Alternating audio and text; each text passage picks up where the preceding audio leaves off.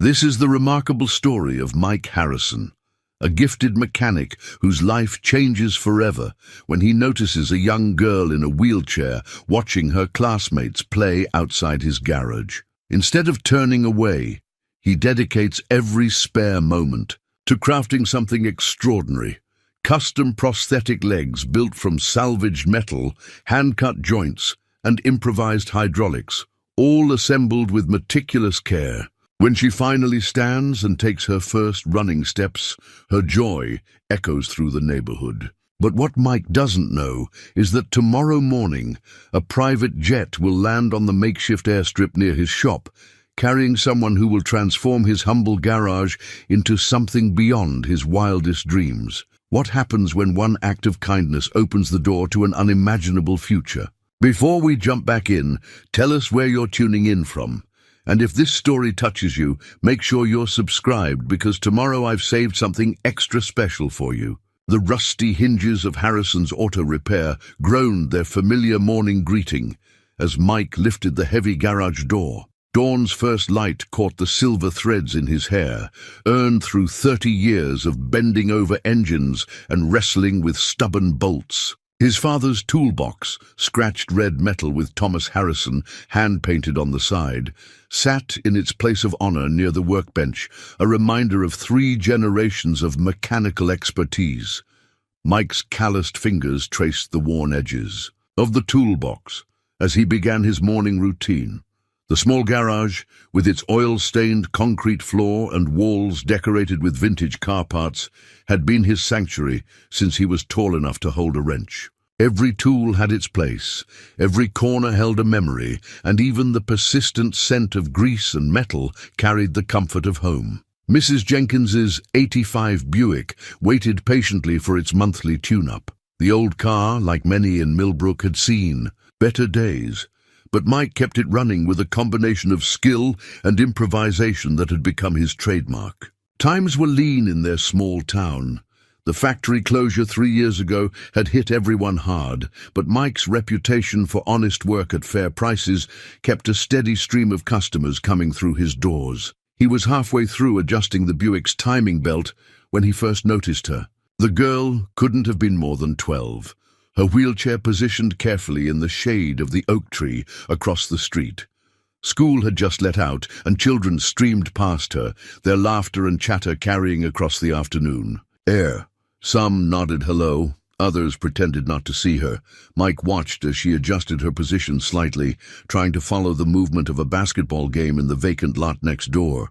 Her hands gripped the wheelchair's arms tightly, knuckles white with an emotion Mike recognized all too well. The desperate wish to join in, to be part of something that seemed forever out of reach. The sight stirred something deep in his chest, a familiar ache he thought he'd buried years ago. In her face, he saw echoes of another young girl, his Katie, who never got the chance to run and play. The cancer had taken her too quickly, leaving behind only photographs and the memory of a laugh that used to fill these same garage walls. The tools in his hands suddenly felt heavier. Mike had spent his life fixing things, cars, motorcycles, farm equipment, anything with gears and moving parts. But some things couldn't be fixed with wrenches and socket sets. Or could they? He found himself walking to the garage entrance, wiping his hands on the red shop rag that was always tucked. In his back pocket, the girl noticed his approach and offered a small, hesitant smile that transformed her whole face. "I'm Mike," he said, crouching down to eye level. "I've seen you watching the games. You like basketball?" "Sarah," she replied, her voice carrying a quiet strength that reminded him even more of Katie. "I used to play before." She gestured vaguely at her legs, encased in metal braces that looked heavy and cumbersome. "Now, I just watch." Mike nodded, his mechanic's eye already assessing the crude braces, noting the poor joint design, the excessive weight, the limited range of motion. In his mind, alternative designs began to take shape. Lighter materials, better articulation, hydraulic assists. "Would you like to play again, Sarah?" The hope that flashed across her face was answer enough, though she tried to temper it with practiced resignation. The doctors say I might walk properly again someday, when we can afford the special procedures. And equipment.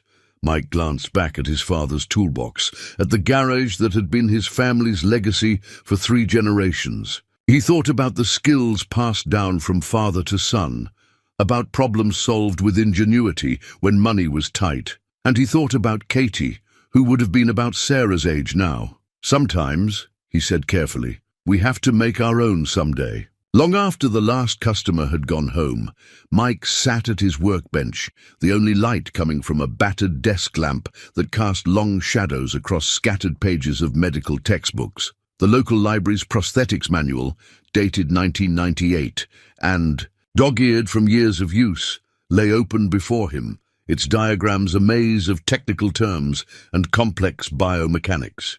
"You're still at it, I see," Clara, the night librarian, had said when he'd checked out every book they had on prosthetics and orthopedics. She'd known him since high school, had watched him raise and lose Katie, had seen him pour himself into work afterward. The knowing look in her eyes told him she recognized the familiar signs of Mike Harrison on a mission, his notebook filled with sketches, crude at first, then increasingly detailed as the nights wore on. He'd always been able to visualize how things worked, to see the dance of moving parts in his mind before putting wrench to metal. But this was different. This wasn't about fixing a broken timing belt or rebuilding a transmission. This was about giving a young girl back her dreams. The coffee pot gurgled in the corner, its 3rd batch of the night growing steadily bitter. Mike barely noticed, his attention fixed on understanding the complex interplay of joints and leverage, points that made human movement possible.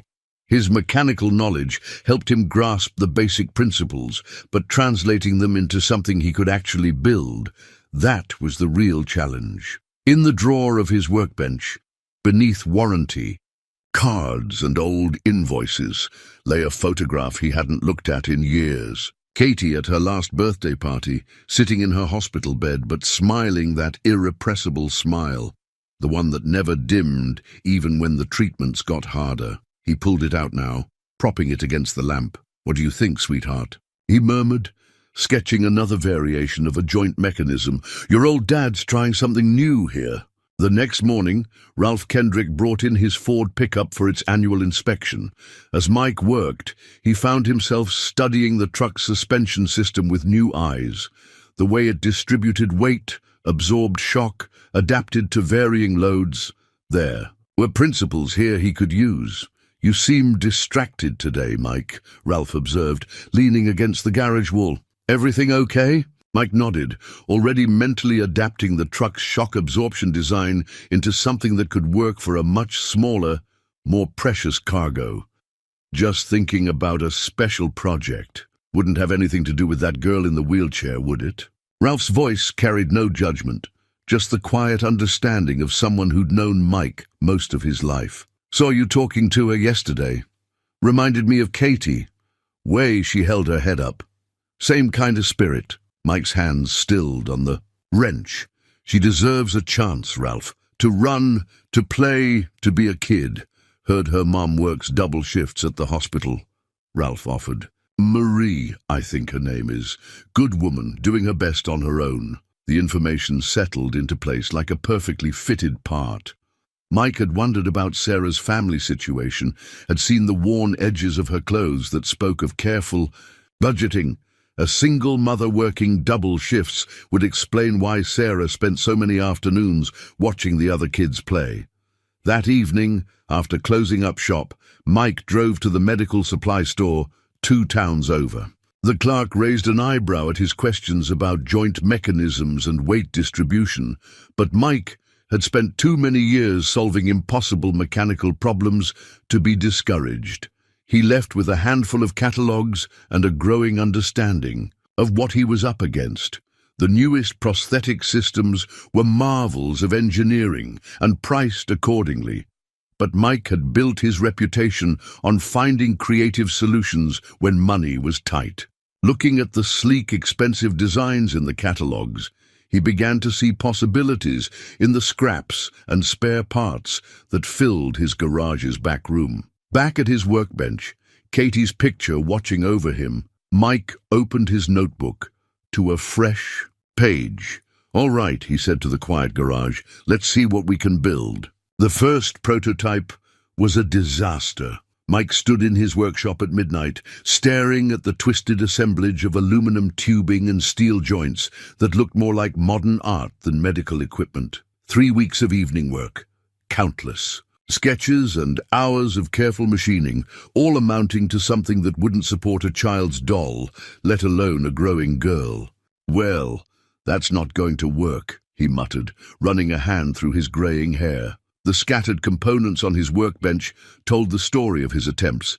Salvaged motorcycle fork springs too stiff for their new purpose, hydraulic lines from a brake system that leaked under pressure, joints that bound up instead of flowing smoothly. But failure was an old friend to any mechanic worth his salt. Every vehicle that had ever rolled into his garage with an impossible problem had taught him the same lesson. There was always another way, if you were willing to look hard enough. He began sorting through the failed components, analyzing each piece's shortcomings. The aluminum was too light, flexing under stress points he hadn't anticipated. The joint design, adapted from a bicycle gear system, couldn't handle the complex rotational forces involved in human movement. And the whole assembly was far too heavy. He'd been thinking like a mechanic, not considering the energy it would take for Sarah to move these artificial limbs. Sarah still came by the garage most afternoons, sitting in her usual spot under the oak tree. She never asked what he was working on, but he caught her watching with quiet intensity when he carried materials between the garage and his storage shed. Sometimes their eyes would meet, and she'd give him that small, hopeful smile that made his chest ache with determination. One evening, as he was closing up shop, Sarah's mother Marie stopped by. She was still in her hospital scrubs, looking tired after what he assumed was another double shift. "Mr. Harrison," she said, her voice carrying both warmth and concern. "Sarah told me you've been kind to her." "Mike, please," he replied, wiping his hands on his shop rag. "And your daughter's good company. Reminds me of someone I used to know." Marie's eyes drifted to the single photo on his wall. Katie, in her baseball uniform, before the diagnosis. "I heard about your daughter. I'm so sorry." Mike nodded, the familiar grief sitting quietly in his chest. "Sarah has the same look in her eyes, same determination." "She does." Marie's voice softened. "Sometimes I think that's harder than anything else, watching that determination run up against—" She gestured helplessly at the wheelchair. What if it didn't have to? The words came out before Mike could stop them. He led Marie to his workbench, showing her the sketches, explaining his ideas in the technical language he knew she'd understand from her medical background. "This could work," she said slowly, her finger tracing the latest design. "But the materials alone would cost—" "I've got materials," Mike interrupted. "Been saving every suitable piece for years, just didn't know what for until now." He didn't. Mention the college fund he'd never gotten to use for Katie. Some things didn't need saying. Marie studied him for a long moment. "Why?" "Because some things shouldn't be impossible just because they're expensive." The next prototype came together differently. Mike stopped trying to reinvent existing designs and started thinking about the unique advantages of his salvaged materials. A titanium strut from a high-end motorcycle frame provided lightweight strength. Ball joints from European sports cars offered smooth articulation. Aircraft-grade aluminum sheet metal, carefully shaped and reinforced, created custom-fitted support segments. Each failure taught him something new. When the first joint design locked up, he developed a hybrid system using sealed bearings from high-performance wheels. When weight distribution proved problematic, he adapted the progressive resistance principle from modern shock absorbers. Every broken part and strip screw brought him closer to a working solution. Late one night, as he tested the latest joint mechanism, a quiet voice came from the garage doorway. "That's for me, isn't it?" Sarah sat in her wheelchair, illuminated, By the security light. She must have wheeled over after seeing his garage lights still on. Mike considered his answer carefully. If you want it to be. Still got a lot of work to do, though. Sarah rolled closer, examining the half-finished prosthetic with intense curiosity. Everyone says you're the best mechanic in town, that you can fix anything. Not anything, Mike said softly, thinking of Katie. But maybe this time. Sarah reached out and touched the smooth metal surface, her fingers tracing the curves designed to match her own measurements. Measurements he'd estimated from careful observation and photos of her existing braces. "It's beautiful," she said simply, and looking at it through her eyes, at the possibility it represented rather than its imperfections, Mike had to agree. The wheelchair sat in the corner of Mike's garage, a temporary resident while Sarah explored. His workshop on the old office chair he'd rolled out for her. Her eyes lit up at each tool he explained, each process he demonstrated. It became their afternoon routine. She'd arrive after school, and he'd teach her the basics of his craft while working on her prosthetics. "So the hydraulic system works like the brake lines in a car?" Sarah asked, watching him carefully bend a piece of copper tubing. Her quick mind grasped mechanical concepts faster than any apprentice he'd ever taught. "Similar principle," Mike explained, holding up the tube for her inspection. "But we're using it to help control movement instead of stopping it. See how this valve here regulates the flow?" Marie would join them when her shift schedule allowed, bringing coffee for Mike and helping Sarah with homework at the small desk he'd cleared. The garage slowly transformed. A mini fridge appeared, stocked with drinks and snacks, a corner bookshelf filled with Sarah's textbooks and Mike's technical manuals, fresh flowers in a mason jar on the workbench, Marie's touch brightening the industrial space. "The other nurses keep asking about you," Marie mentioned one evening while Sarah was absorbed in her math homework. "Words getting around about what you're doing?" Mike glanced up from the joint assembly he was fine-tuning. "Nothing special about trying to help." "Everything special about it," Marie corrected softly. "Do you know Sarah started talking about college again? Engineering, if you can believe it. Before this, she'd stopped talking about the future entirely." The words hit Mike like a physical force. He remembered Katie's dreams, written in her journal, dreams that never had the chance to grow. But Sarah's dreams were still alive. Still, reaching for tomorrow. The local paper ran a small story about the project, tucked between coverage of the high school football team and announcements for the county fair. Mike only knew about it because customers started bringing copies for him to sign, their eyes warm with approval and something like pride. "Always said you were a genius with machines," old Joe Thompson declared, thumping the hood of his ancient pickup. "About time everyone else figured it out." The attention made Mike uncomfortable, but he noticed it had an unexpected effect on Sarah. She sat straighter in her wheelchair, answered questions about the project with growing confidence.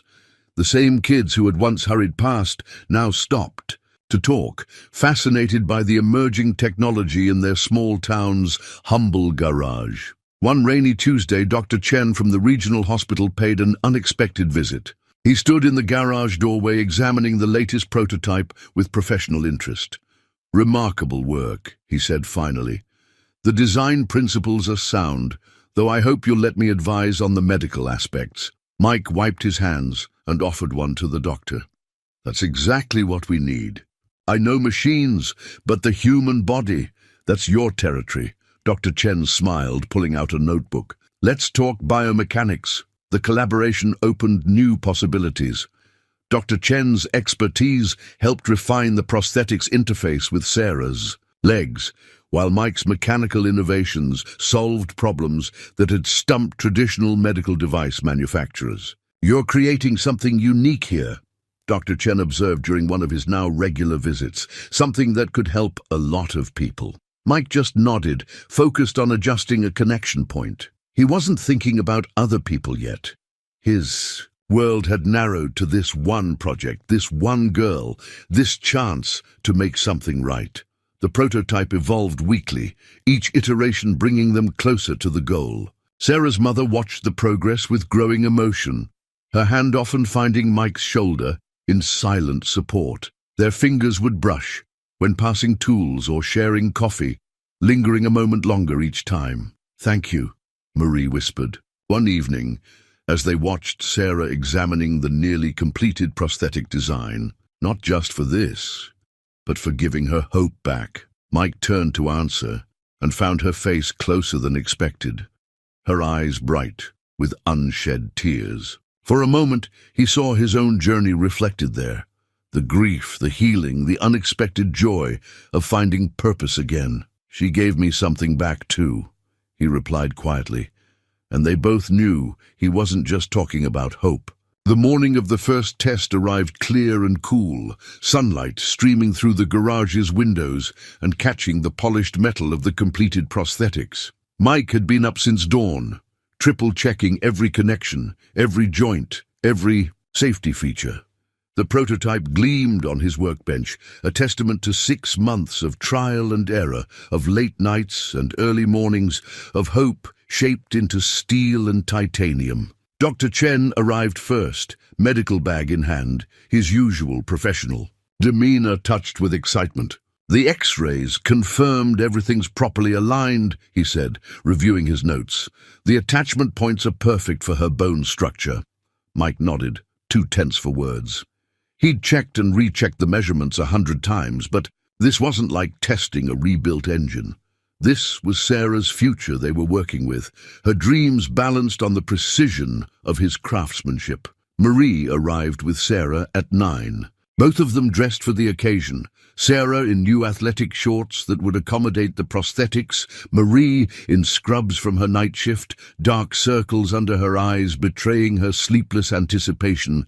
"Ready?" Mike asked Sarah, crouching down to her eye level. She nodded, her face a mixture of determination and barely contained hope. "I've been ready my whole life." The fitting process was meticulous. Dr. Chen supervised each step, checking pressure, points and circulation as Mike made minute adjustments. Sarah watched intently, asking questions about each component as it was secured. Her technical understanding had grown alongside the project. She could now discuss hydraulic systems and joint articulation with surprising expertise. "How does that feel?" Mike asked, tightening the final strap.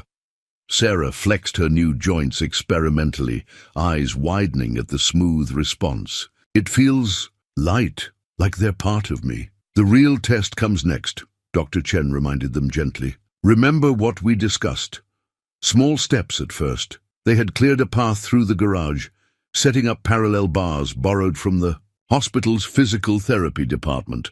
Marie stood at one end, hands clasped tightly together. Mike positioned himself at the other, ready to catch Sarah if needed. "Whenever you're ready," he said softly. Sarah gripped the bars, her face set in concentration. For a moment, nothing happened. Then, slowly, she began to pull herself up. The prosthetics responded exactly as designed, hydraulics hissing quietly as they took her weight.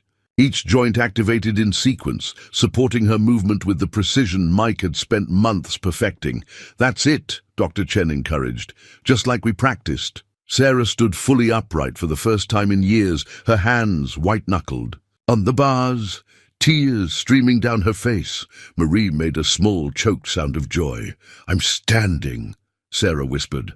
"Mom, I'm standing." "You're doing great, sweetheart," Marie managed through her own tears.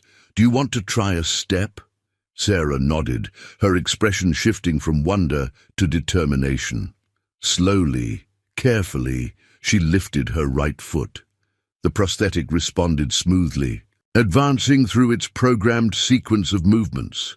When she set it down again, it bore her weight perfectly. "The balance is perfect," Dr. Chen noted professionally, though his voice wasn't quite steady. "Try another step, Sarah. Step by step." Sarah made her way down the bars. Each movement grew more confident than the last as she learned to trust the mechanisms Mike had built. Halfway through, she looked up at him, her face radiant with joy. "They work," she said. "They really work." Mike could only nod, his throat too tight for words.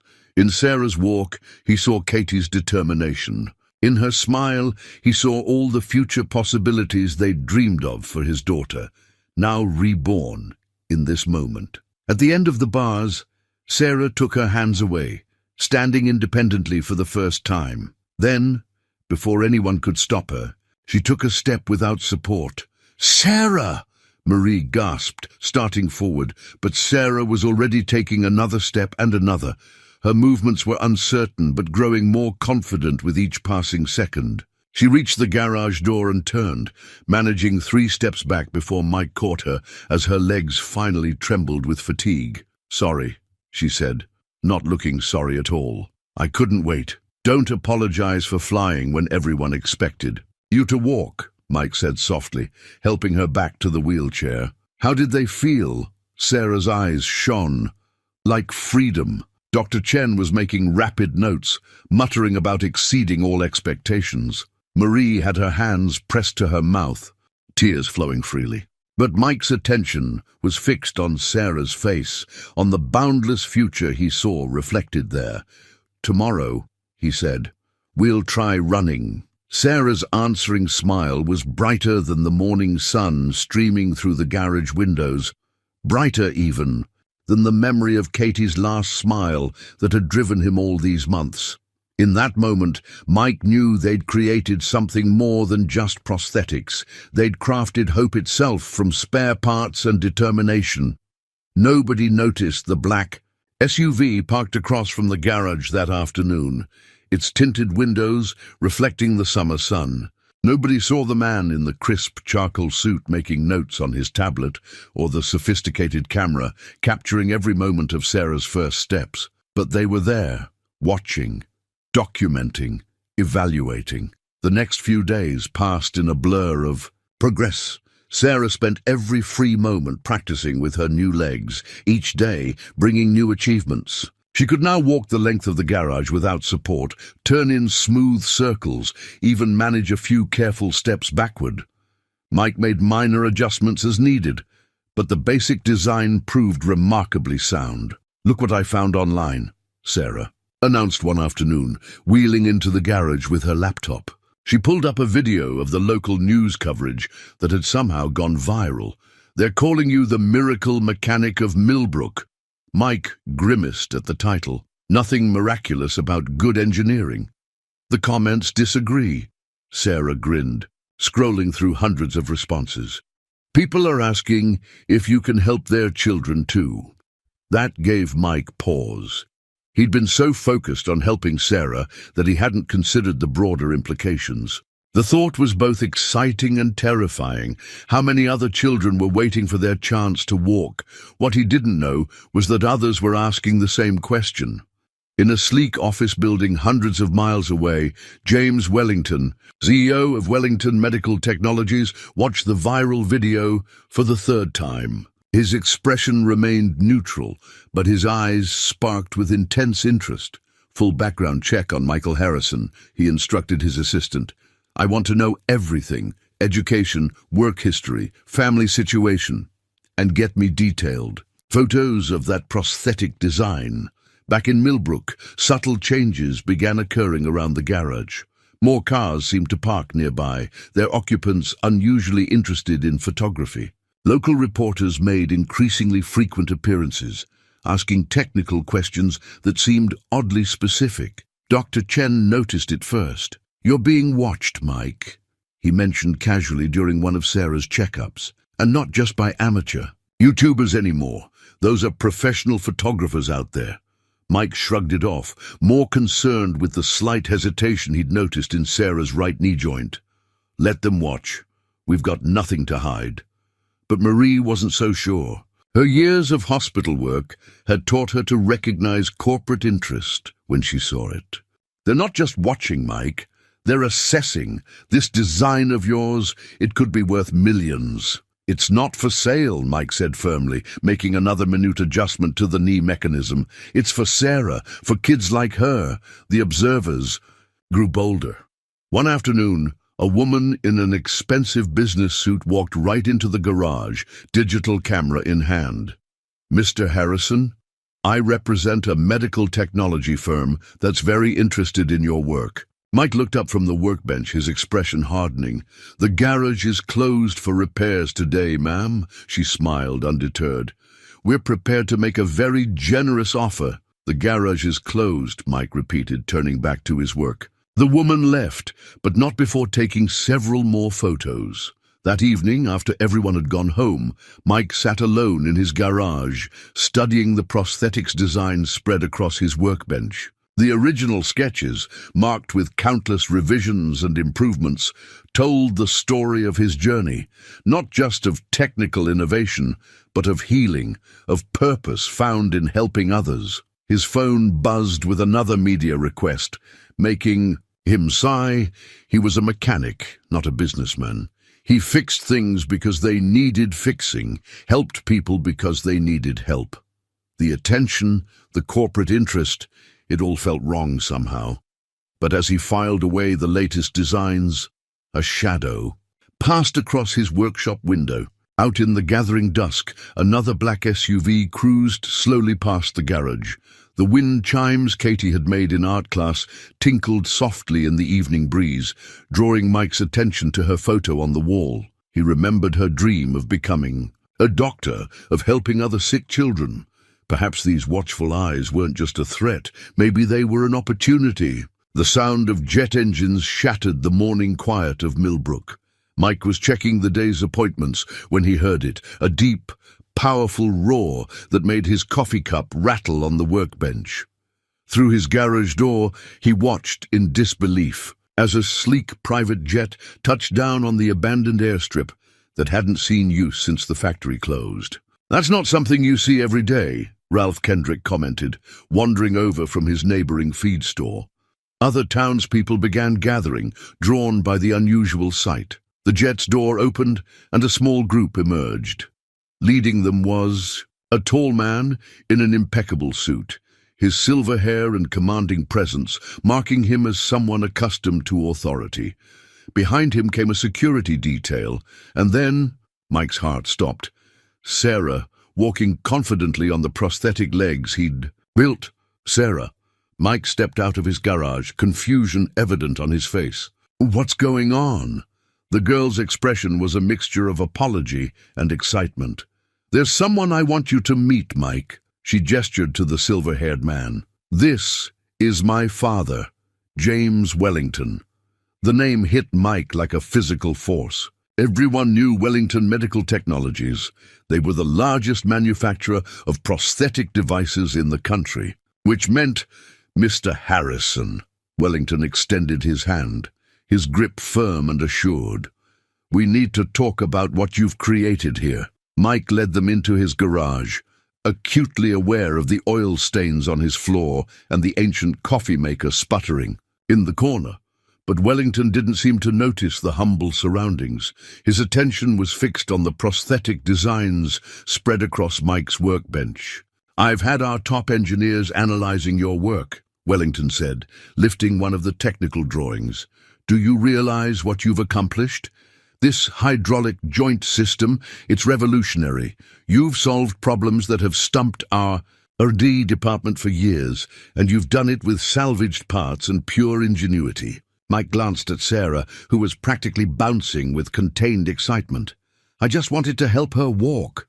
And in doing so, you may have changed the future of prosthetic design." Wellington set down the drawing. "Your solution is elegant, cost-effective, and most importantly, it works. We've been watching Sarah's progress, the adaptability, the natural movement. It's unprecedented at this price point." "Those observers were your people," Mike realized. Wellington nodded. "I needed to be sure before making this proposal."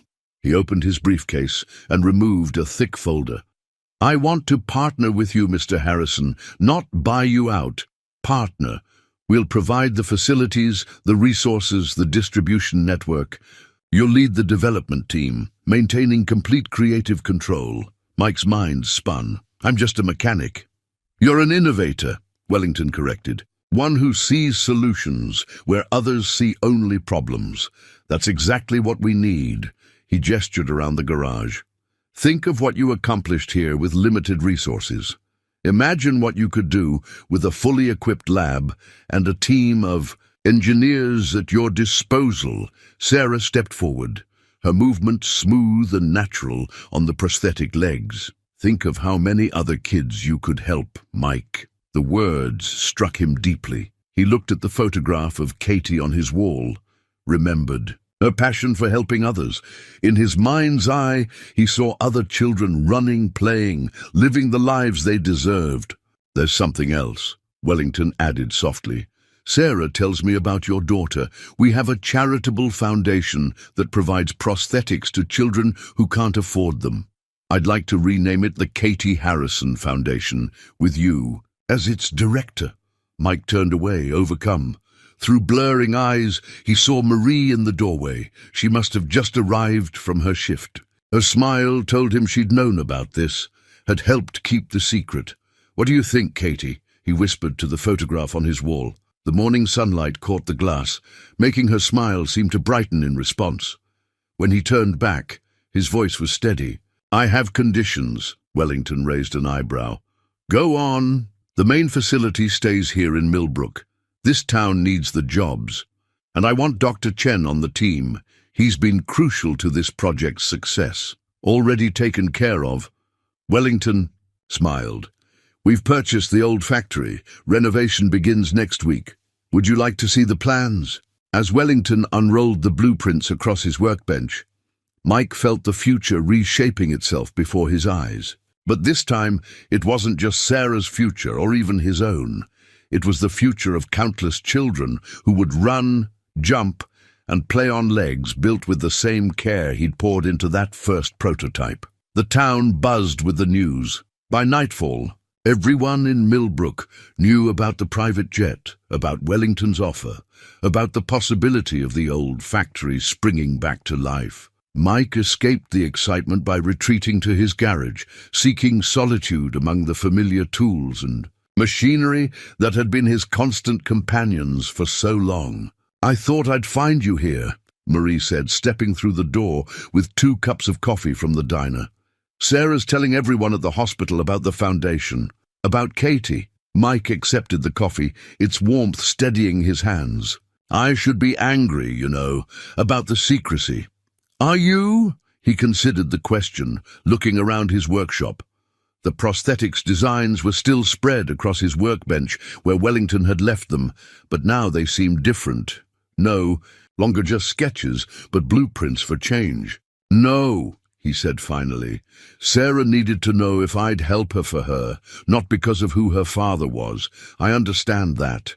Marie settled onto the old office chair that had become her usual spot.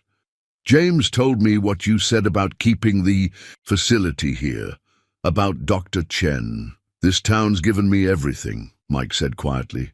My father's business, customers who stuck with me through the hard times, people who helped me survive after Katie. He trailed off, touching the worn edge of his father's toolbox. Seems right to give something back. The evening light filtered through the garage windows, casting long shadows across the concrete floor. Outside, they could hear the excited voices of townspeople still gathered at the diner, discussing the day's events. Remember what you told me when you first started working on Sarah's prosthetics? Marie asked. About making our own someday. Mike nodded, the memory clear in his mind. Seems like a lifetime ago. You did it, Mike. You made that someday happen. Not just for Sarah, but potentially for thousands of children. The scope of it all threatened to overwhelm him. He was used to dealing with tangible problems, broken engines, worn parts, things he could fix with his hands and the right tools. This was different. This was bigger than anything he'd ever imagined. What if I'm not ready? He voiced the fear that had been nagging at him. Running a research team, directing a foundation, that's not exactly in my skill set. Marie's hand found his, her fingers warm and reassuring. You rebuilt an entire prosthetic system from scratch, using salvaged parts and pure determination. I'd say problem-solving is exactly in your skill set. A knock at the garage door interrupted them. It was Ralph Kendrick, followed by several other townspeople, Clara from the library, old Joe Thompson, even Dr. Chen. Hope we're not interrupting, Ralph said. though his smile suggested he knew exactly what he was interrupting. "But we've been talking, and we wanted you to know something," Clara stepped forward. "We've watched you work miracles in this garage, Mike, not just with machines, but with people. The way you helped Sarah, the hope you gave her, that's something special. And now you've got a chance to do that for others," old Joe added. "Can't think of anyone better suited for it." Dr. Chen nodded in agreement. "The medical knowledge can be learned, Mike. What can't be taught is the insight you have, the ability to see solutions where others see only problems." Mike looked at these people, his friends, his community, and felt something shift inside. Him. They weren't just offering support.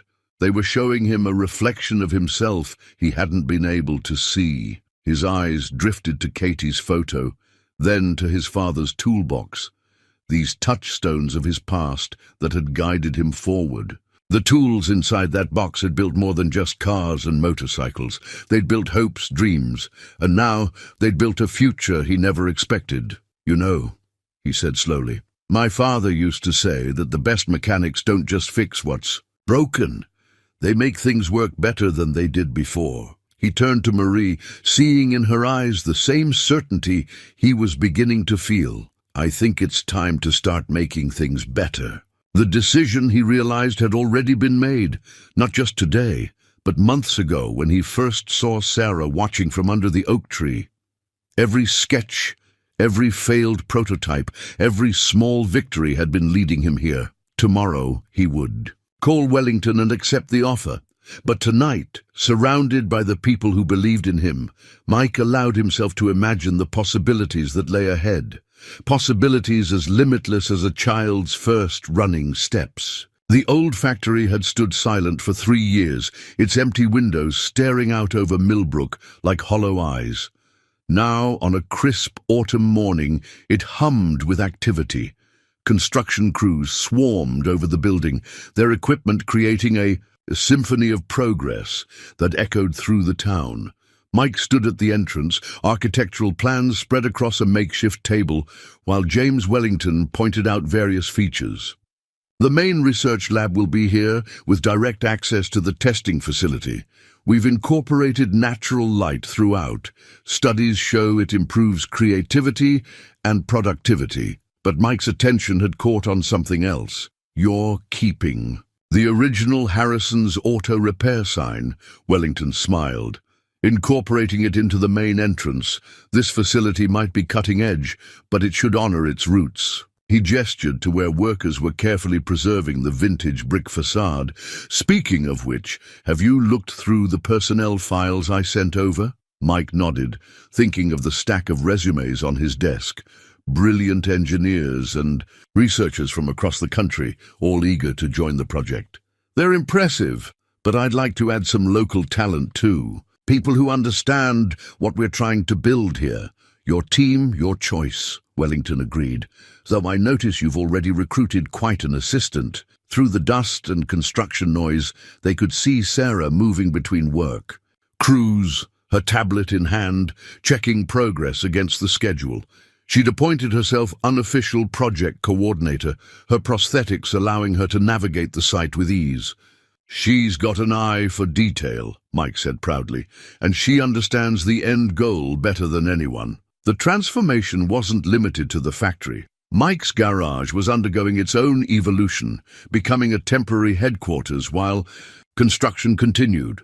State-of-the-art computers shared space with his old tools, and the oil-stained workbench now held both wrenches and complex diagnostic equipment.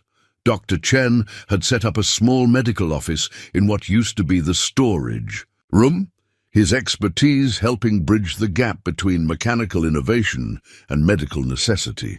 "The human body is the most complex machine we'll ever work with," he reminded the growing team during their daily meetings. Marie had taken a part-time position coordinating with hospitals and medical professionals, her healthcare experience proving invaluable.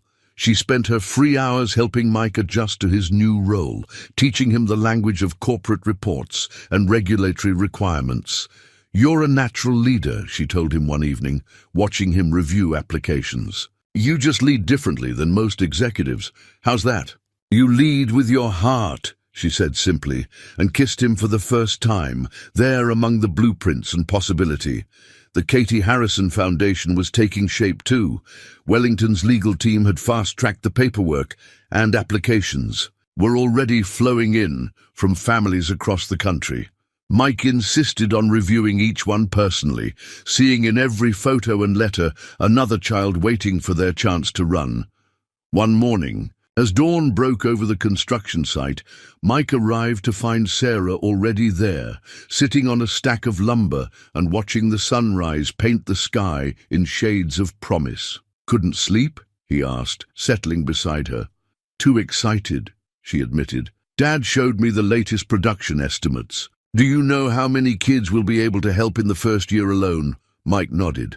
The numbers still staggered him. Hundreds of children, maybe thousands, each one getting the same chance Sarah had. "It's a big responsibility. That's why." "It had to be you," Sarah said with the direct wisdom of youth. "Anyone can build a prosthetic, but you build hope." The words stayed with him as he walked through the evolving facility. In one corner, engineers were setting up a testing lab that would rival any in the country. In another, a team was installing the specialized machinery that would turn Mike's garage-built innovations into precision medical devices. But it was the wall of the main entrance that caught and held his attention. There, carefully preserved, hung his father's old toolbox, mounted beside Katie's photo and the original prosthetic prototype. Below them, a simple plaque read, "Every journey begins with a single step." "Nice touch," Wellington said, appearing beside him. "Sarah's idea." Mike ran his fingers over the worn toolbox, feeling the generations of history in its scratched surface. "My father used to say that tools are just extensions of the heart. It's not what you build, but why you build it that matters." Wellington nodded thoughtfully. "Wise man.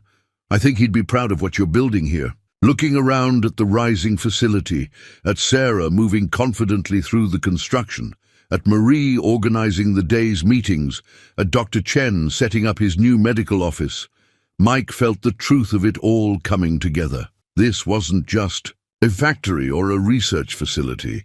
It was a dream taking physical form, a hope being built one piece at a time. "We're not just building prosthetics," he said quietly. "We're building futures." The corporate ID badge felt foreign against Mike's worn work shirt as he made his way through the newly completed research wing. Gleaming laboratories had replaced oil-stained concrete, and the air smelled of fresh paint instead of motor oil. Sometimes, especially early in the morning, he barely recognized his own creation. "Mr. Harrison, the board meeting starts in 10 minutes, his new assistant called out, hurrying after him with a tablet full of presentations and reports. The young man, fresh from some prestigious business school, still seemed nervous around Mike, as if unsure how to interact with a CEO who preferred coveralls to suits. "Thanks, David. And please, it's just Mike." He tried to soften the reminder with a smile, but it felt stiff. The weight of corporate expectations pressed down on him like an invisible suit of armor. Inside the state-of-the-art conference room, the senior engineering team waited. Most were brilliant specialists recruited from top medical device companies, their credentials impeccable. But lately there had been tension. "With all due respect, Mr. Harrison," Dr. Peterson, the head of R&D, began as soon as Mike sat down. "These design modifications you're proposing, they're unorthodox. The liability concerns alone." "They work," Mike interrupted, his patience wearing thin. He pulled up Sarah's latest test results on the room's massive display. The simplified joint design cuts production cost by 60% while improving durability. "I've tested it myself." "In a garage," Dr. Peterson said delicately. "But we're talking about mass production, regulatory approval, shareholder expectations. I think what Jack means," Marie interjected smoothly from her end of the table, having learned to navigate these waters herself, "is that we need to balance innovation with established protocols." Mike felt a familiar frustration rising. In his garage, solutions came through hands-on trial and error. Here, every decision required meetings, reports, approval chains that seemed designed to slow progress rather than advance it. After the meeting, he escaped to the small workshop he'd insisted on including in the facility's design. Here, surrounded by tools and works in progress, he could still think clearly. Sarah found him there, tinkering with a prototype joint assembly. "Rough meeting?" she asked, recognizing the signs. "They want to add complexity where it isn't needed," Mike sighed. "Every simple solution gets buried under layers of bureaucracy." Sarah hopped onto his workbench with the easy grace her prosthetics now allowed. "Dad says you're teaching them as much as they're teaching you." "Oh? How's that?" "They know all about corporate structure and regulatory compliance, but you know about the people we're trying to help." She tapped her legs meaningfully. "You understand, it's not just about making a product, it's about making a difference." The wisdom in her words struck him. Looking at Sarah, seeing how far she'd come from that girl watching from under the oak tree, Mike felt his perspective shift. Later that evening, he found Marie in their shared office, reviewing applications for the foundation.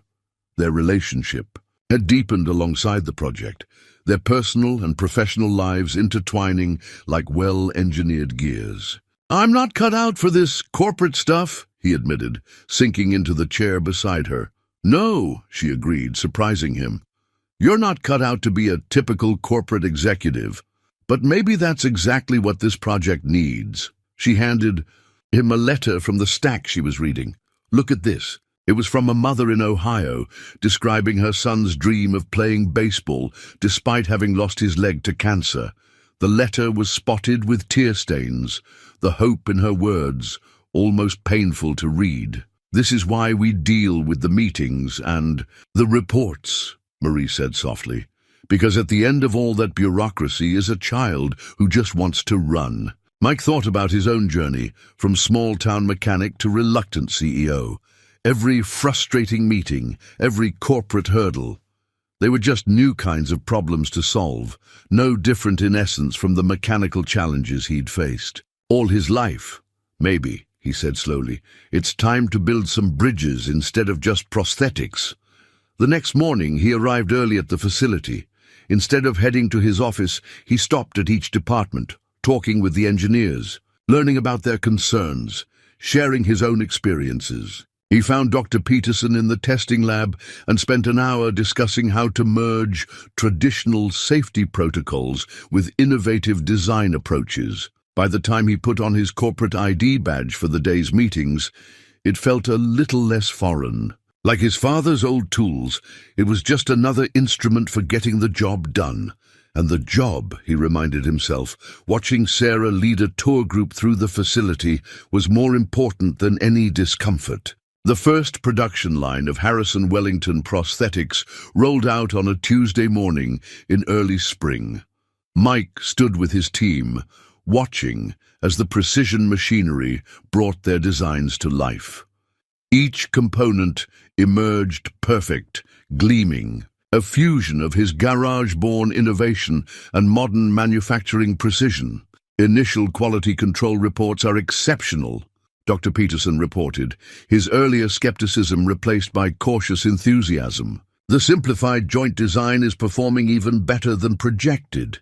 He paused, adding with a slight smile, "Sometimes the straightforward solution really is the best one." Mike nodded, remembering late nights in his garage, working by lamplight and intuition. "My father used to say that elegance in engineering isn't about complexity, it's about finding the shortest distance between a problem and its solution." The facility had found its rhythm now. In the research wing, engineers who once dismissed Mike's unorthodox approaches now sought his input, bringing him challenges that had stumped traditional methods. His workshop had become a kind of informal think tank, where corporate expertise met practical innovation. Sarah had taken to joining these sessions, her unique perspective as both test subject and project coordinator proving invaluable. "What if we adjusted the ankle rotation like this?" she suggested during one meeting, demonstrating a subtle movement with her own prosthetic. It would make dancing easier.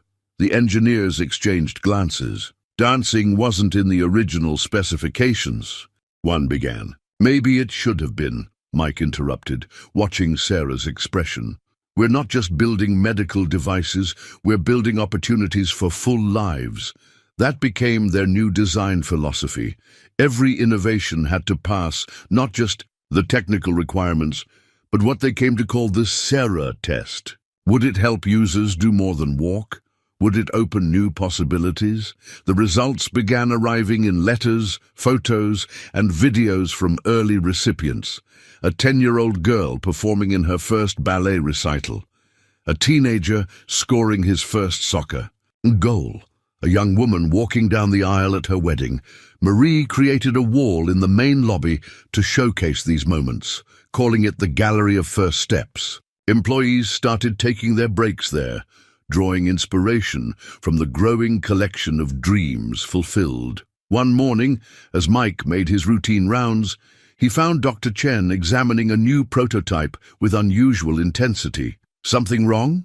he asked. "Not wrong," Dr. Chen replied, "but I think we've stumbled onto something extraordinary." He pointed to a modification they'd made to improve balance. This adjustment doesn't just help with stability, it actually reduces phantom limb pain. We're seeing a 60% decrease in reported discomfort. The discovery launched a new research direction. Mike brought in neurologists and pain management specialists, expanding their understanding of how mechanical innovation could address biological challenges.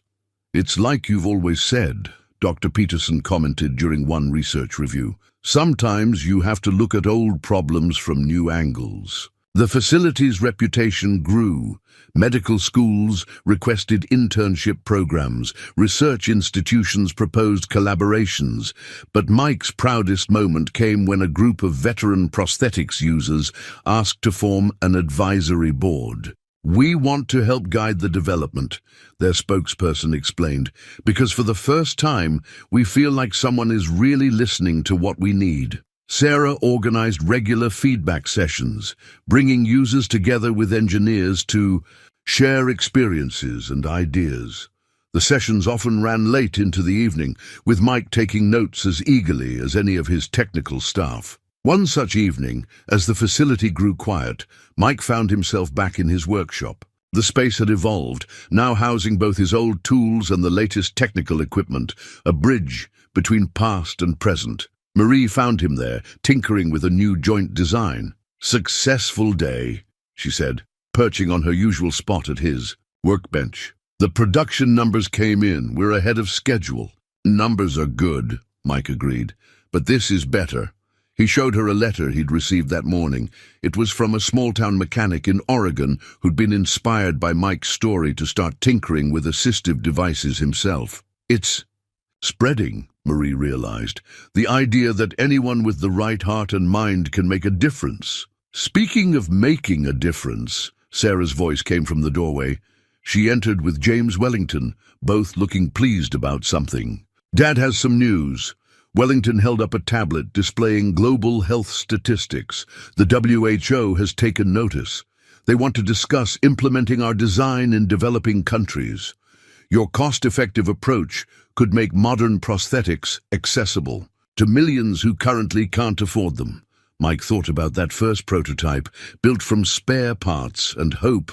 From one girl's need to run had grown something that could help people around the world take their own first steps. "You know what this means," Sarah grinned. "We're going to need a bigger garage." On a quiet Sunday morning, Mike stood in his old garage, now more museum than workshop. Katie's photo still hung on the wall, but it had company now, a family portrait taken at last month's company picnic. In it, he stood with Marie, Sarah, and James Wellington, all of them laughing at something just before the camera clicked. "I thought I'd find you here," Marie said, entering with 2 cups of coffee, just as she had that night months ago when everything changed. "Getting nostalgic?" "Just thinking," Mike replied, accepting the coffee. "Did you ever imagine we'd end up here?" Marie smiled, slipping her hand into his. The simple gold band on her finger caught the morning light. He'd proposed 3 weeks. Ago, right here in the garage where they'd first grown close. I imagine Sarah did. That girl sees possibilities the rest of us miss. As if summoned by her name, Sarah appeared in the doorway, her prosthetics moving with fluid grace. At 15 now, she carried herself with a confidence that made Mike's heart swell with pride. Mom said you'd be here, she said, joining them. She'd started calling Marie Mom gradually, naturally, the word flowing as smoothly as her steps. Dad's waiting at the house. He says he has a surprise for us. The house was another change.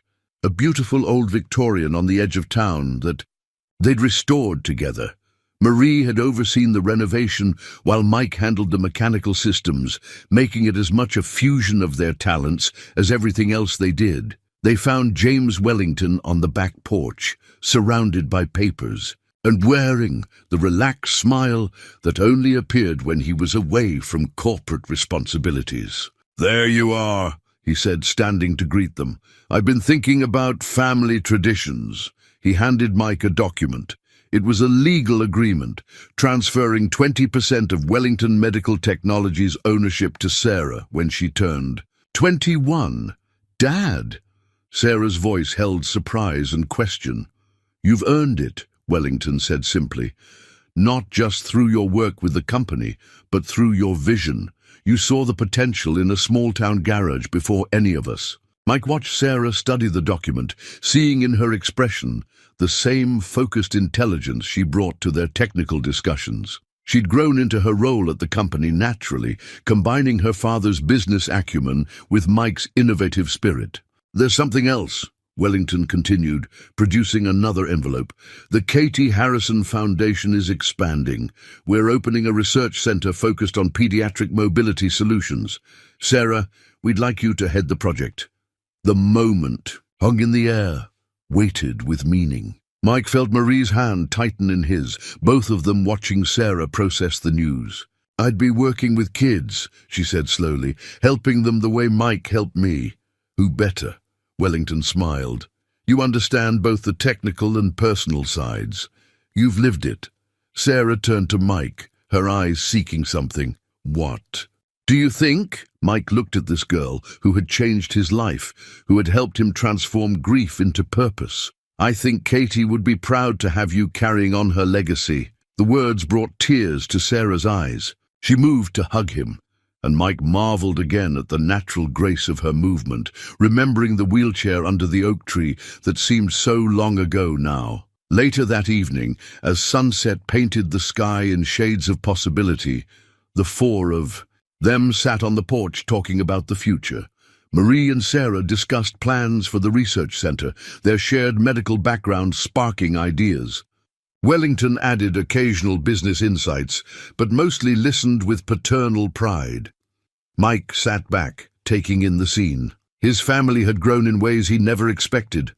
A brilliant stepdaughter-to-be who shared his passion for helping others. A future wife who balanced his practical nature with her nurturing spirit, and a business partner who had become the brother he never had. The porch wind chimes, carefully transferred from his old garage, tinkled softly in the evening breeze. They were Katie's last art project, and their gentle music had always soothed his heart. Now they seemed to play a melody of healing, of family found and purpose discovered. "You're quiet," Marie observed, touching his arm gently. "Just grateful," Mike replied. "For all of it." Sarah looked up from her animated discussion with her father. "Even the corporate meetings." They all laughed, the sound carrying across the yard where, in the gathering dusk, fireflies began their evening dance. From somewhere in town, they could hear children playing, their voices free and joyful. "Even those," Mike smiled, "every step of the journey brought us here." The cease and desist letter arrived on a Wednesday morning, its legal letterhead stark against Mike's desk. Global Tech Medical, one of the largest medical device manufacturers in the world, was claiming patent infringement on key components of their prosthetic design. They're saying the hydraulic joint system is based on their existing patents, Wellington explained during the emergency board meeting. His usual calm demeanor showed cracks of concern. "They're demanding we halt production, immediately." Mike stared at the technical drawings attached to the letter, his mind racing. These designs aren't even similar to ours. They're trying to stretch their patent coverage to include basic mechanical principles. Unfortunately, their lead patent. Attorney interjected, "They have deep pockets and an aggressive legal team. They could tie us up in court for years." The implications hit hard. Years of litigation meant years of delayed production, delayed help for the children waiting for their chance to walk. The Katie Harrison Foundation had dozens of approved applications in process, families counting on them. "How many units do we have ready?" Mike asked, his voice tight. Dr. Peterson consulted his tablet. 300 completed, another 500 in various stages of production. "But if we have to stop—" "We can't stop," Sarah interrupted from her place at the conference table. She'd insisted on attending, her face set with determination. "Do you know how many kids are waiting? How many families have put their hopes in us?" The room fell silent, the weight of those hopes pressing down on everyone present. Mike thought of his own journey, of Sarah watching from under that oak tree, of every child who deserved the chance to run. "James," he said quietly, "what's our legal standing, really?" Wellington exchanged glances with their legal team. "Our patents are solid, but litigation is expensive. Global Tech knows this. They're counting on us not having the resources for a prolonged court battle." "They didn't do their homework then," Marie spoke up from her end of the table. "They don't understand what we're fighting for," as if to emphasize her point. A commotion arose in the lobby. Through the glass walls of the conference room, they could see families gathering, recipients of their prosthetics, parents of children on the waiting list, local supporters. Dr. Chen entered the room, slightly out of breath. "Word's gotten out about the lawsuit. They're here to show support." Mike walked to the window.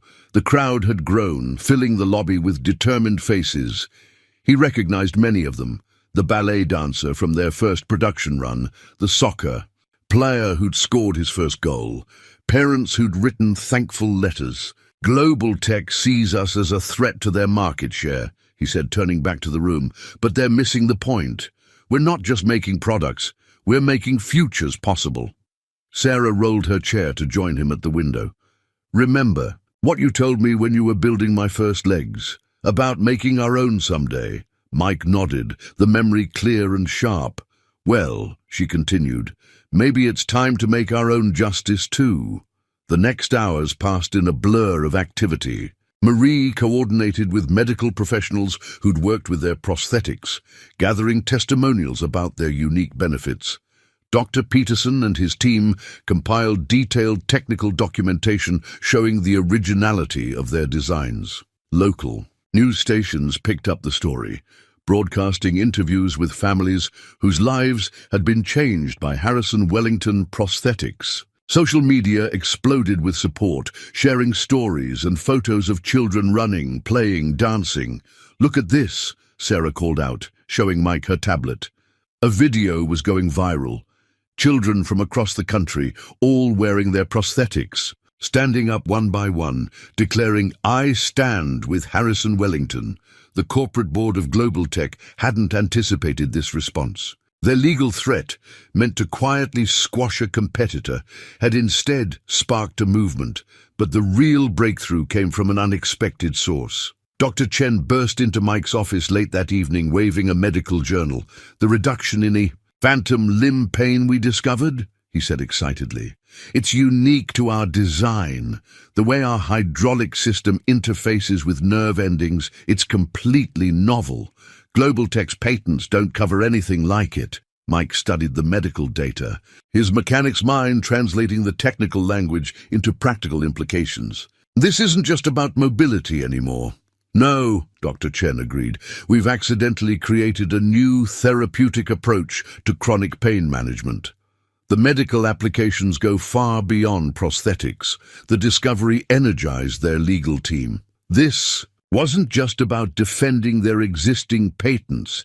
They had grounds for new ones that could revolutionize multiple fields of medicine. As midnight approached, Mike stood in his workshop, surrounded by the evidence of their innovation. On his bench lay the original prototype next to their latest model, a visual testament to how far they'd come. "We're not backing down," he told the waiting room of executives and lawyers. "Whatever it costs, however long it takes, we fight." Sarah, who had refused to go home despite the late hour, smiled. "They thought they were just taking on a company," she said. "They don't realize they're taking on a family." The Millbrook Town Hall had never been so crowded. Every seat was filled, with people standing along the walls and spilling out into the hallway. Mike saw familiar faces everywhere: employees, patients, neighbors, friends, all gathered for what the mayor had dubbed an emergency community meeting. "For 3 generations, the Harrison family has been part of the backbone of this town," Mayor Thompson began, his voice carrying over the packed room. "When the factory closed, we thought our best days were behind us. But Mike Harrison and his team didn't just bring jobs back, they brought hope back." A spontaneous round of applause erupted. From her seat beside Mike, Marie squeezed his hand. Sarah, sitting on his other side, beamed with pride. "Now," the mayor continued, "some big city corporation thinks they can shut us down with their fancy lawyers. Well, they don't know Millbrook very well, do they?" The town clerk stood up, holding a thick stack of papers. "We've received letters of support from every medical facility that's worked with Harrison Wellington Prosthetics. Dr. Chen has compiled their testimonials, documenting cases that demonstrate the unique benefits of our design." Dr. Chen took the podium next, his usual reserved manner giving way to passionate advocacy. "The pain management breakthrough we've discovered isn't just an advantage, it's a revolution in prosthetic design. We've already submitted 5 new patent applications based on this technology." The technical presentation shifted to personal testimony. One by one, people stood to share their stories. A local physical therapist described the unprecedented recovery rates among her patients.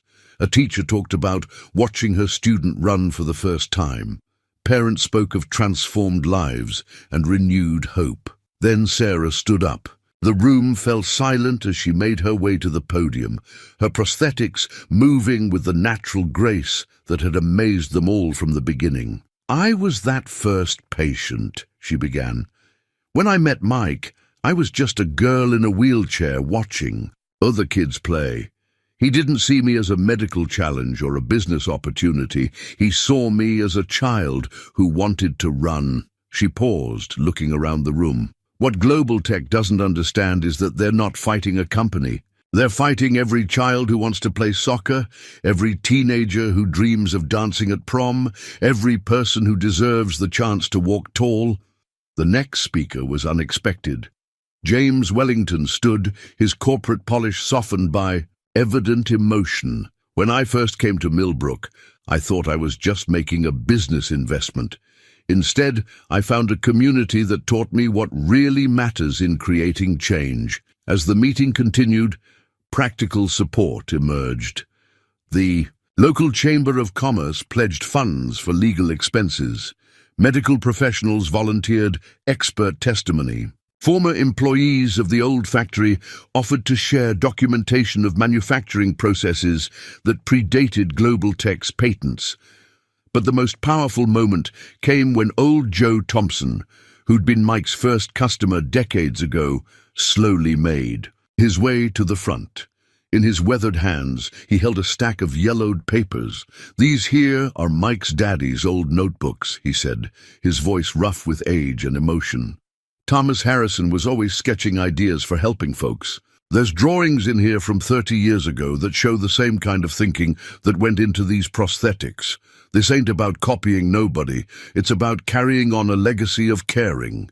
Mike stared at the notebooks, remembering hours spent watching his father work, learning not just about mechanics, but about the heart behind the work. In those pages lay the seeds of everything they'd built.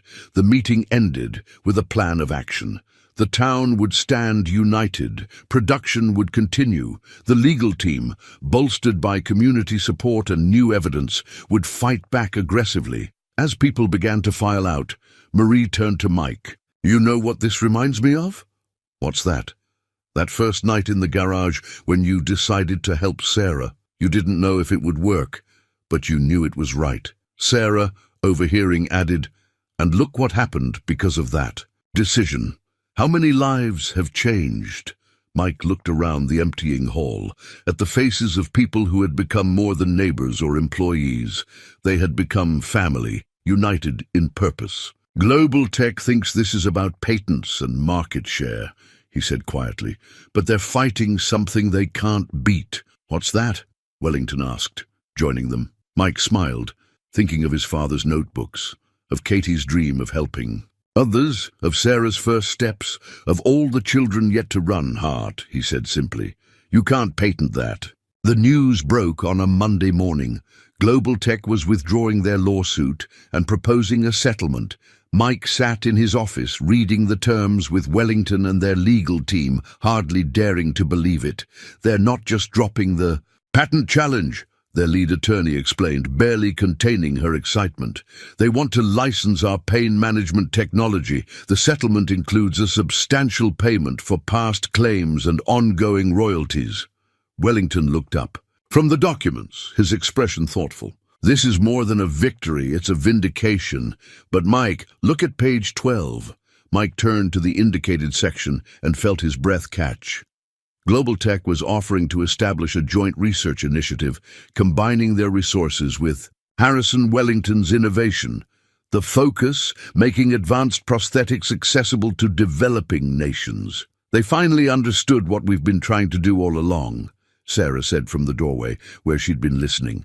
She moved into the room, the subtle whir of her prosthetics, a reminder of where everything had started. This was never about competition. It was about changing lives. The settlement transformed their future. Within hours, their stock price soared, and congratulatory messages poured in from around the world. But it was the small celebration in Mike's old garage that meant the most.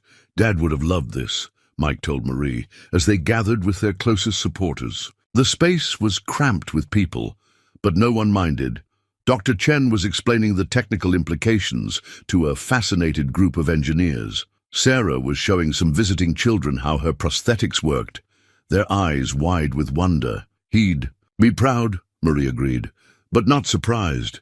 You built exactly what he always taught you to build, something that helps people." Wellington raised his glass, calling for attention. "I'd like to propose a toast to Mike Harrison, who taught a corporate executive that the best innovations come from the heart, to our incredible team, who never lost sight of our mission, and to Sarah, who showed us all what's possible when someone believes in you." The celebration was interrupted by Dr. Peterson rushing in, tablet in hand. "You need to see this," he said, pulling up a video call. On the screen was a medical team in a rural clinic in Africa, surrounded by children waiting for prosthetic fittings. "We just received word about the settlement," the lead doctor said. "When can we expect the first shipment of the new low-cost units?" Mike looked at Wellington, who nodded. "The first production run starts tomorrow," Mike answered. "We've been keeping the line ready." Sarah stepped forward, her business acumen showing through her youth. "And with Global Tech's distribution network, we can reach clinics like yours worldwide within months instead of years." The implications of their victory continued to unfold. The Katie Harrison Foundation expanded its reach globally, with Sarah taking a leading role in coordinating international efforts. Dr. Chen's pain management breakthrough sparked new research directions, attracting medical pioneers from around the world to their facility. But it was the small moments that meant the most to Mike. Walking through the production floor, he watched as workers assembled prosthetics with pride, knowing each unit would change a life. The gallery of first steps had grown so large, it now filled an entire corridor, with new photos and letters arriving daily. One afternoon, as Mike worked in his garage-turned-innovation lab, he heard familiar footsteps approaching. Sarah entered, followed by a young girl in a wheelchair, the daughter of one of their new international partners. "Mike," Sarah said, her eyes twinkling with memory, "Lily here wants to run. I told her I know just the person to help make that happen. Mike looked at the girl, seeing the same determination he'd seen in Sarah years ago. "Well, Lily," he said, crouching down to her level, "let's talk about making someday happen today." Later, watching Sarah show Lily the prototype designs, Mike felt the full circle of their journey. The garage where everything began had become more than a workspace. It was an incubator of dreams, a place where hope took physical form. Wellington found him there, lost in thought. "You know," his friend and partner said, "when I first offered to fund your work, I thought I was just making a smart business decision. I never imagined we'd end up changing the whole industry's approach to accessibility." "Neither did I," Mike admitted. "I just wanted to help one girl run." "And now?" Mike gestured to where Sarah was explaining joint mechanics to an enthralled Lily, her own prosthetics moving with unconscious grace. "Now we're helping the world run, but we're doing it the same way we started, one step at a time." Through the open garage door, the setting sun painted the sky in shades of promise. Somewhere in the distance, children were playing, their laughter carrying on the evening breeze. Tomorrow would bring new challenges, new opportunities to innovate, new lives to change. But for now, in this moment, Mike Harrison stood in his garage and knew with absolute certainty that some victories transcend business and patents. Some victories were measured in first steps, in children's laughter, in dreams taking flight. The old oak tree still stood across from Harrison's auto repair, its branches now adorned with fairy lights that sparkled in the evening darkness. The original garage had been preserved as a working museum, while the sprawling Harrison Wellington Innovation Campus surrounded it like a protective embrace. Mike stood in the doorway, watching as Sarah led a group of engineering students through her favorite exhibit, the original workbench, where he'd built her first prosthetics. At 21 now, she'd grown into a poised young woman, her technical brilliance matched by her deep understanding of their mission. "And this," she was saying, holding up the first prototype, "is where it all began. Not with a big corporation or a fancy laboratory, but with one person who believed that caring enough to try was the first step toward innovation." The students, bright young minds from the newly established Harrison Wellington Technical Institute, listened intently. They were the first class in a program designed to blend engineering excellence with humanitarian vision. "Sarah's really coming into her own," Marie said softly, joining Mike in the doorway. She'd just returned from overseeing the opening of their newest pediatric mobility center in Southeast Asia. "Sometimes I see you in her expressions when she's solving a problem." "I see Katie in her too," Mike replied. "That same determination to help others." He glanced at the worn photograph on the wall, forever preserved in its place of honor. "I think they would have been friends." The sound of running feet drew their attention. Through the main campus courtyard, a group of children raced past, their prosthetics moving with natural grace. They were part of the summer program that brought kids from around the world to test new designs and help inspire future innovations. "Mr. Harrison," one of them called out, skidding to a stop, "look what I can do!" The boy executed a perfect cartwheel, his prosthetic legs moving with gymnastic precision. "Outstanding, Tommy," Mike grinned, remembering when such movements would have seemed impossible. "Have you shown Dr. Chen? He'll want to note that range of motion." Inside the garage museum, Sarah was now demonstrating the evolution of their hydraulic joint system. Each improvement came from listening to users. She explained, "We learned that mobility isn't just about walking. It's about dancing, playing sports, living life without limitations." The expansion of their work had transformed Millbrook. The old factory district now housed research facilities, training centers, and production lines that shipped hope around the world. But they'd maintained the town's heart, its sense of community and purpose. Dr. Peterson, now heading their global research division, appeared with excitement in his eyes. "Mike, you need to see this. The teams in Africa have combined our base design with local materials. They're creating sustainable production methods we never imagined. The innovation was spreading, taking root in different soils and blooming in unexpected ways. Local mechanics and engineers around the world were learning to adapt and maintain the prosthetics, creating jobs and building expertise in their communities. James Wellington, his hair now more silver than grey, joined them as they reviewed the international reports. "Remember when we thought success meant market share?" he mused. "Now we measure it in lives changed, in communities empowered." The Katie Harrison Foundation had grown beyond their wildest dreams, not just providing prosthetics, but establishing support networks, training programs, and research initiatives. Sarah's leadership had brought fresh energy and insight, expanding their vision of what was possible. "Dad," Sarah called out, finishing with her student group. "Tell them about the night you decided to help me, about making our own someday." Mike smiled, stepping into the garage that had started it all.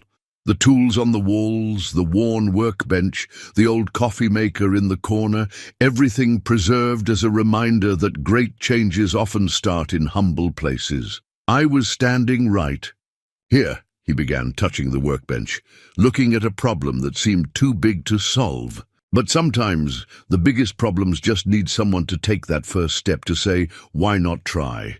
The students leaned forward, caught by the simple power of the story.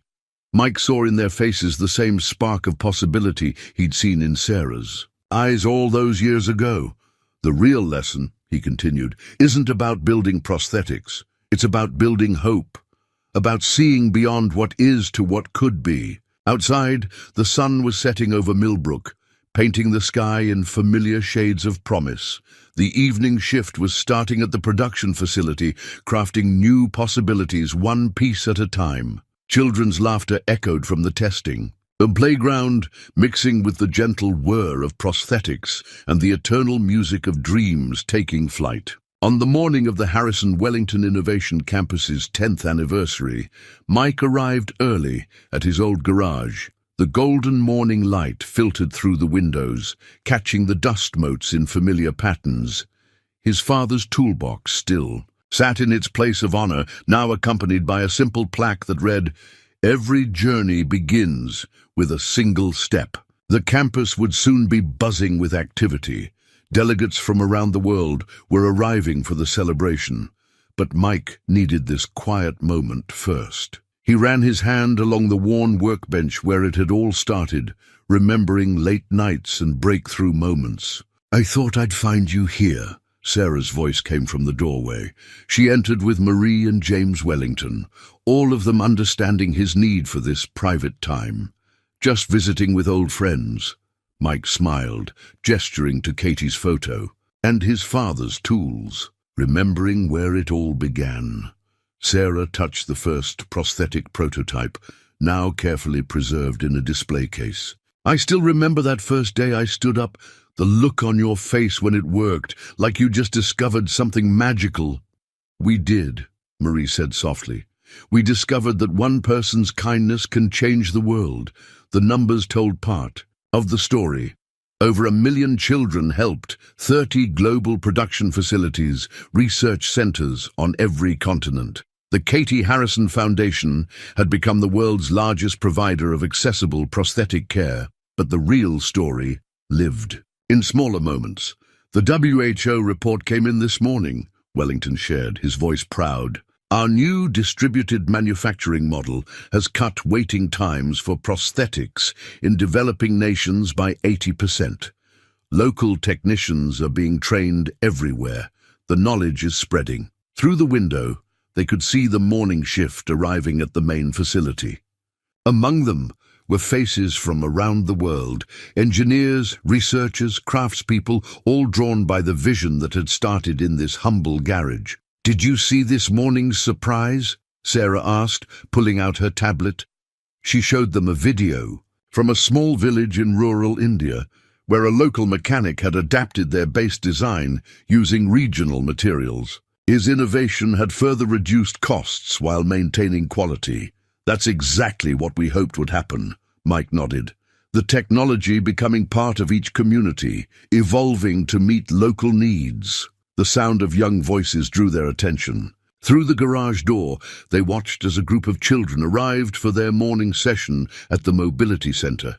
Some walked on prosthetics, others used wheelchairs, but all moved with confidence and joy. "Remember what you told me about making our own someday?" Sarah asked, watching the children. "Look at all the somedays we've made possible." Marie slipped her hand into Mike's. Katie would be so proud of what her legacy has become. Mike thought of his daughter, of her dream to help other sick children, in a way she never could have imagined. That dream had come true. Through the foundation bearing her name, through the lives changed and hopes restored, Katie's spirit lived on. "You know what I'm most proud of?" Wellington mused, watching the campus come to life. "Not the patents or the profits, but the way this place has proved that doing good and doing well can be the same thing." Sarah nodded. "We're not just building prosthetics anymore. We're building futures, training new innovators, spreading hope." Through the open door came Dr. Chen, his hair now grey, but his enthusiasm undimmed. "The new neural interface trials are showing remarkable results," he reported excitedly. "We're getting closer to true sensory feedback." Mike smiled at his old friends, perpetual amazement at what was possible. That same spirit of discovery that had driven their first breakthrough still powered their research, still pushed the boundaries of what they could achieve. As the morning sun climbed higher, the garage filled with familiar faces: Dr. Peterson, old Joe Thompson, Ralph Kendrick, Clara from the library. Each had played a part in the story. Each had contributed to the legacy they'd built together. "It's time for the ceremony," Wellington reminded them gently. But Mike lingered a moment longer, looking at Katie's photo. "You know," he said quietly, "sometimes the best way to heal a broken heart is to help someone else stand tall." Sarah hugged him, understanding as always. "And sometimes the best way to build a legacy is to believe in the possibilities others can't see yet." Together they stepped out of the garage into the bright morning light. Across the campus, children ran and played. Researchers collaborated on new innovations, and dreams took shape in workshops and laboratories. The old oak tree stood proud and strong, its branches stretching toward the future. Mike Harrison looked at his family, the daughter of his heart, the woman who shared his vision, the partner who had believed in possibilities, and knew that some legacies couldn't be measured in patents or profits. They could only be measured in steps taken, in lives changed, in hopes restored. And somewhere, in the gentle breeze that stirred the oak's leaves, he could almost hear Katie's laughter. "Eternal as hope itself,"